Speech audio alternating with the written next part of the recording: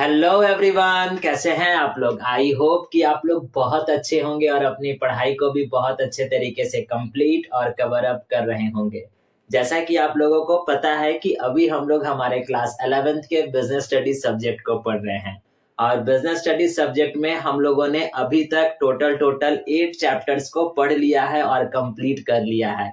और I hope so कि आपने भी बहुत अच्छे तरीके से उन 8 चैप्टर्स को कंप्लीट किया होगा।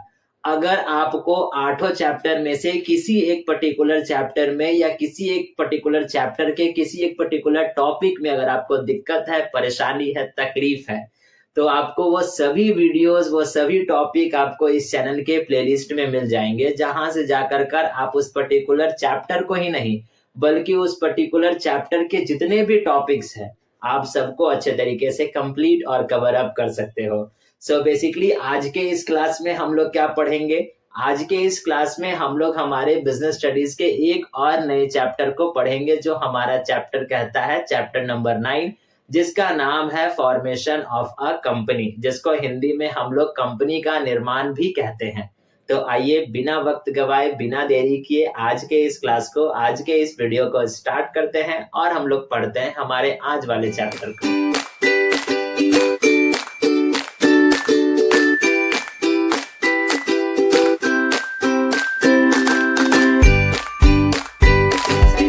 आपको बताया कि आज के इस क्लास में हम लोग हमारे बिजनेस स्टडी सब्जेक्ट के एक और नए चैप्टर को स्टार्ट करेंगे और पढ़ेंगे, जिसका नाम कहता है फॉर्मेशन ऑफ कंपनी, जिसको हिंदी में हम लोग कंपनी का निर्माण कहते हैं।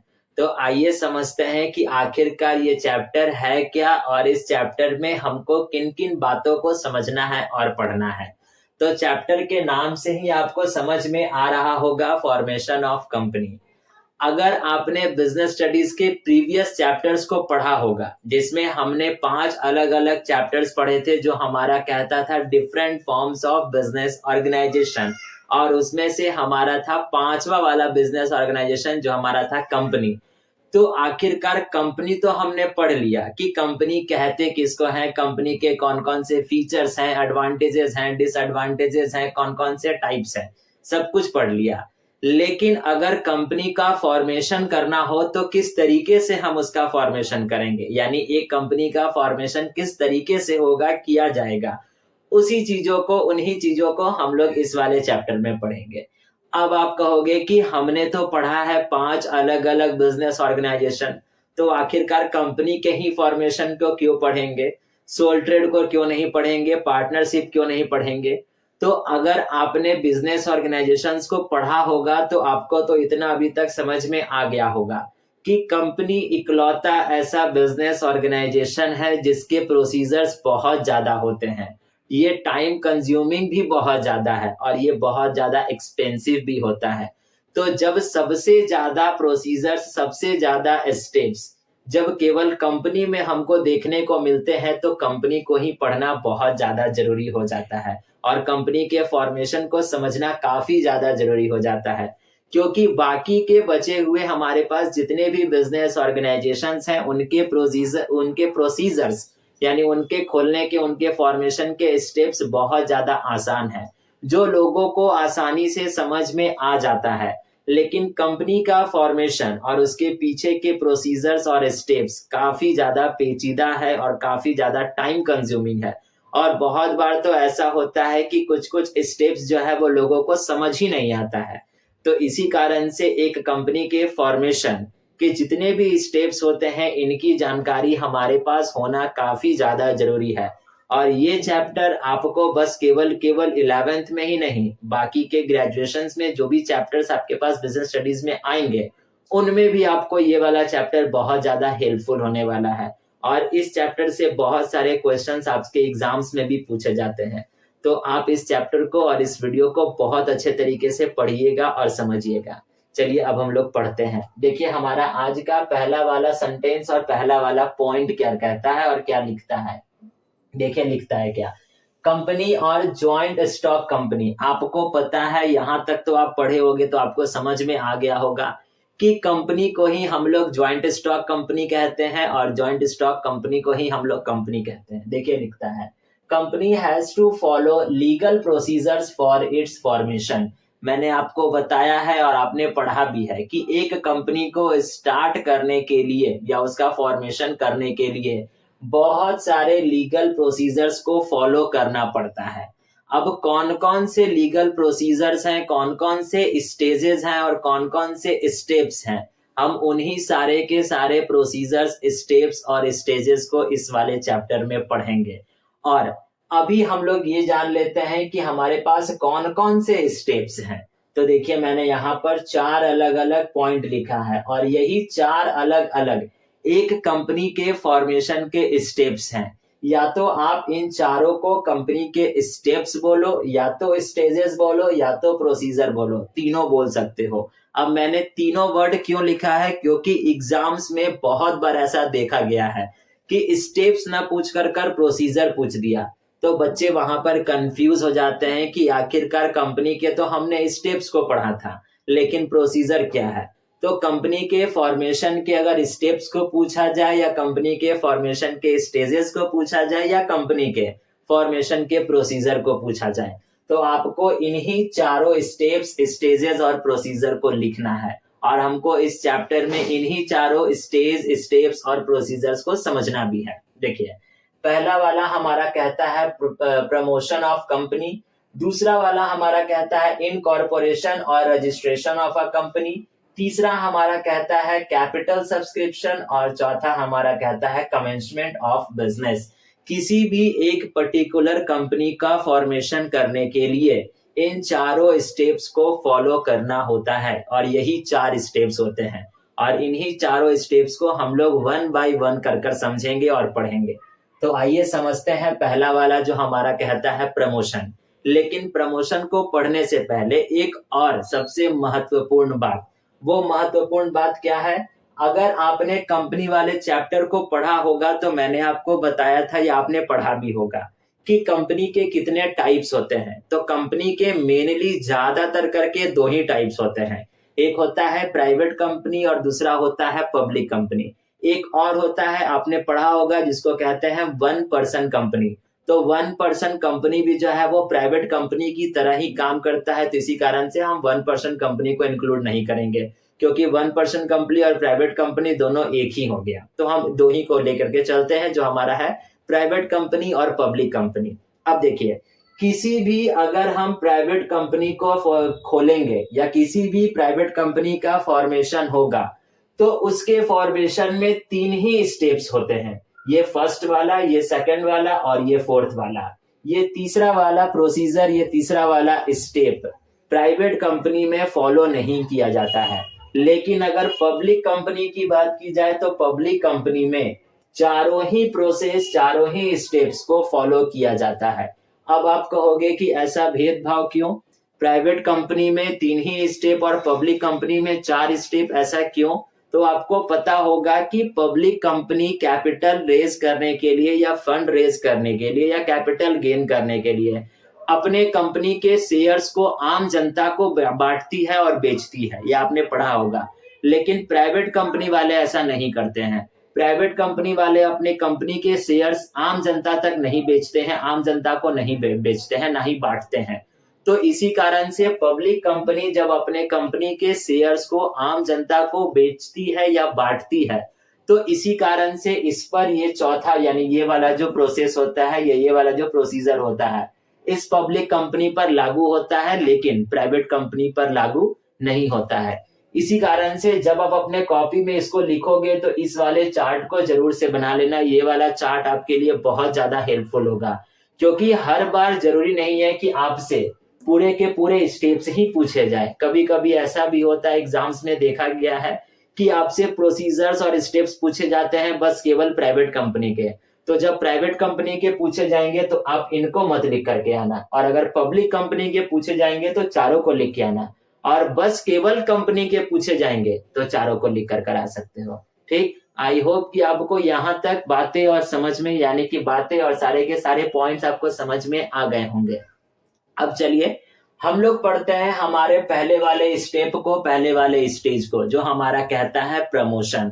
देखिए प्रमोशन है क्या, ध्यान से समझिएगा। प्रमोशन जो है वो किसी भी कंपनी के फॉर्मेशन का एक पहला स्टेप है, एक पहला स्टेज है। अब पहला स्टेप और पहला स्टेज कैसे? देखिए, किसी भी एक कंपनी को खोलने के लिए एक सबसे पहले हमारे पास आइडिया होना चाहिए, और बहुत ही अच्छा आइडिया होना चाहिए, और एक ऐसा आइडिया होना चाहिए जिससे जो भी कंपनी हम खोलेंगे और उसके अंदर जो भी कामें होंगी वो वर्क आम जनता को या लोगों को बहुत ज्यादा हेल्पफुल हो, यानी लोगों के लिए बहुत ज्यादा फायदेमंद साबित हो जाए। तो यही यहाँ पर पहला वाला हमारा प्रोसेस और पहला वाला हमारा प्रोसीजर कहता है, जो हमारा कहता है प्रमोशन, जो हमारा कहता है कि एक अच्छा आइडिया। क्योंकि आपको पता है कि किसी भी अच्छे काम की शुरुआत एक अच्छे सोच से होती है। तो सबसे पहले जब तक हम सोचेंगे नहीं, एक अच्छा आइडिया हमको मिलेगा नहीं, तब तक हम एक कंपनी को स्टार्ट नहीं कर सकते हैं। अब एक अच्छा आइडिया जब हमको मिल गया तो उस अच्छे आइडिया को इम्प्लीमेंट करना और पूरे के पूरे बिजनेस को सेटअप करना और उसके सारे के सारे एक्टिविटीज को हम लोग प्रमोशन के नाम से जानते हैं। एग्जाम्पल के तौर पे आपके पास आज के इस युग में जोमेटो है, स्विगी है, फ्लिपकार्ट है, उसके बाद रैपिडो है, ओला है, बहुत सारे चीजें हैं, आपके पास एप्लीकेशंस है। तो ये सारे के सारे कहीं ना कहीं कंपनी है, और ये कंपनी जो भी बनाया होगा या जिसके भी द्वारा इन कंपनियों को बनाया गया होगा, उन पर्सन के या उनके दिमाग में ये एक सोच आया होगा कि अगर हमको रात में भूख लग गया और हमको खाना बनाने का मन नहीं कर रहा है, तो हम कहाँ से खाना मंगवाएंगे? तो आखिरकार जब मेरे पास ऐसा समस्या है तो बहुत सारे लोगों के पास समस्या होगा। तो इसका समाधान क्या निकला? जोमेटो निकल करके सामने आ गया। अब रात में अगर भूख भी लग जाए हमको और मैगी खाने का मन करे तो मम्मी को ना बोल कर डायरेक्ट मोबाइल में ऑर्डर करेंगे, जोमेटो हमारे घर पे पहुंचा के चला जाएगा। तो आखिरकार ये एक आइडिया है, और ये आइडिया और एक कंपनी की शुरुआत कहाँ से हुई? तो आइडिया से हुई। तो आइडिया यानी हमारा पहला वाला हमारा स्टेप, पहला वाला हमारा प्रोसीजर, जो हमारा कहलाता है प्रमोशन। अब जो भी व्यक्ति इस पर्टिकुलर एक अच्छे आइडिया को सोचता है और उसको इम्प्लीमेंट करता है, तो उस पर्टिकुलर व्यक्ति को या उस पर्टिकुलर ग्रुप को हम लोग प्रमोटर कहते हैं। बात याद रखिएगा, दो बात मैंने आपको बताया, एक प्रमोशन और दूसरा प्रमोटर। तो प्रमोटर उस व्यक्ति को कहा जाता है जो एक अच्छे आइडिया को लाता है, उसको इम्प्लीमेंट करता है, और इम्प्लीमेंट करने के बाद एक अच्छे कंपनी को एस्टैब्लिश और एक अच्छे कंपनी का फॉर्मेशन करता है। तो उस पर्टिकुलर व्यक्ति को या उस पर्टिकुलर ग्रुप ऑफ मेंबर्स को हम लोग प्रमोटर कहते हैं। और वही अगर बात की जाए प्रमोशन की, तो जो वो एक पर्टिकुलर आइडिया उसके मन में आया, उस व्यक्ति के मन में आया, और उसके बाद उस आइडिया को इम्प्लीमेंट किया गया और उससे एक बिजनेस का सेटअप किया गया, तो उस पर्टिकुलर एक्टिविटी को हम लोग प्रमोशन कहेंगे। ठीक, दोनों सुनने में एक जैसा है लेकिन दोनों का मतलब अलग है। बात आई थिंक आपको समझ में आ गया होगा कि आखिरकार प्रमोशन और प्रमोटर कहते किसको हैं।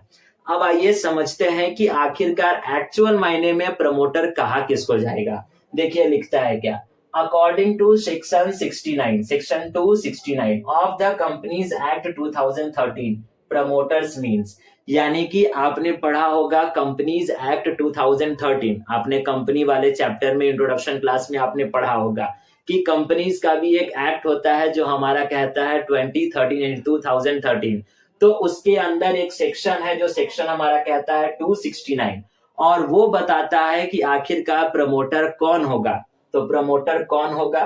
तो प्रमोटर वैसा इंसान होगा जिसका नाम एक कंपनी के प्रोस्पेक्टस में दिया गया होगा। अब ये प्रोस्पेक्टस है क्या?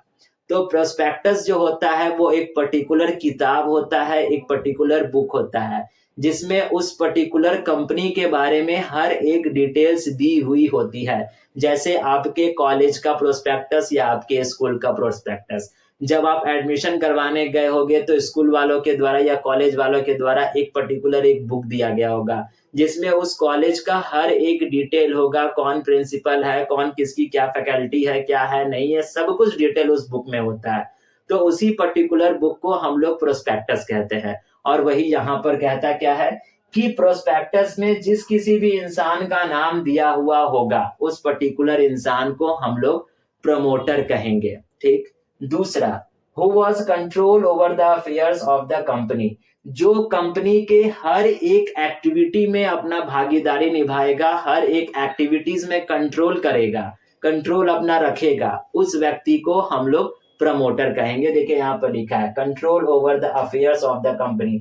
अफेयर्स को हम लोग एक्टिविटीज कहते हैं, ठीक। तो ये याद रखिएगा कि जो व्यक्ति कंपनी के हर एक एक्टिविटीज में अपना कंट्रोल रखेगा, अपना नियंत्रण रखेगा, तो उस वाले व्यक्ति को हम लोग प्रमोटर कहेंगे।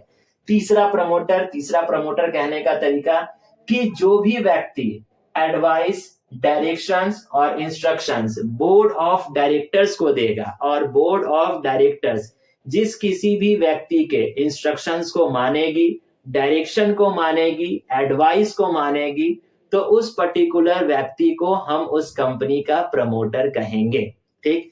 आई थिंक अब आपको प्रमोटर का मतलब समझ में आ गया होगा, और प्रमोशन और प्रमोटर कहते किसको है ये आपको अच्छे तरीके से समझ में आ गया होगा, ठीक है। तो अभी आप क्या कीजिए, वीडियो को यहाँ पे पॉज कीजिए और इसका स्क्रीनशॉट लेकर कर अपने पास रख लीजिए।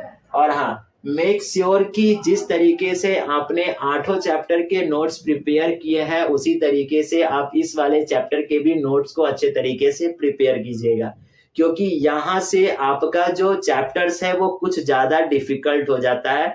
डिफिकल्ट का मतलब अगर आप अच्छे तरीके से पढ़ोगे तो बहुत अच्छी बात है, अगर आप इसको लाइटली वे में लोगे तो फिर ये आपके लिए डिफिकल्ट साबित हो जाएगा, क्योंकि जो भी चैप्टर्स हमने 8 जो पहले पढ़े हैं वो चैप्टर्स बहुत ज्यादा इजी थे, लेकिन यहाँ से जो चैप्टर्स होते हैं वो थोड़े से डाइवर्ट रूट में बढ़ जाते हैं। तो इसी कारण से इन चैप्टर्स को और यहाँ से जो भी चैप्टर्स आपके पास आएंगे उन चैप्टर्स को आप बहुत अच्छे तरीके से पढ़ना, और साथ साथ इनका अच्छे तरीके से नोट्स भी प्रिपेयर करना, ठीक है। तो आज के इस वीडियो के लिए बस हम लोग इतना रहने देते हैं। आज के क्लास में बस अभी तक हम लोगों ने पढ़ा कि कौन कौन से स्टेप्स हैं, कौन कौन से स्टेजेस हैं और कौन कौन से प्रोसीजर हैं एक कंपनी के फॉर्मेशन के, और पब्लिक कंपनी कौन कौन से स्टेजेस को अपनाएगी, प्रोसीजर्स को अपनाएगी, और प्राइवेट कंपनी कौन कौन से प्रोसीजर और कौन कौन से स्टेप्स को अपनाएगी। और पहले वाले स्टेज को हमने स्टार्ट किया जो हमारा कहता है प्रमोशन, और प्रमोशन किसको कहते हैं और प्रमोटर किसको कहते हैं ये भी मैंने आपको बता दिया, और आई होप सो कि आपको अच्छे तरीके से समझ में आ गया होगा।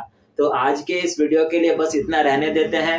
अब हम लोग मिलेंगे इसी क्लास के यानी इसी चैप्टर के नेक्स्ट वाले पार्ट में, नेक्स्ट वाले वीडियो में। तब तक के लिए आपको पता है करना है क्या, अगर आप वीडियो को यहाँ तक देखे हो, आज की मेरी सारी की सारी बातें, सारे के सारे पॉइंट्स अगर आपको अच्छे तरीके से समझ में आ गए हैं तो वीडियो को लाइक करके जाइएगा। चैनल पर नए होंगे तो चैनल को सब्सक्राइब भी कर लीजिएगा और अपने फ्रेंड्स के साथ शेयर भी करते जाइएगा। अब हम लोग मिलेंगे इसी चैप्टर के नेक्स्ट वाले क्लास पे, तब तक के लिए आप अपना ध्यान रखिएगा। धन्यवाद।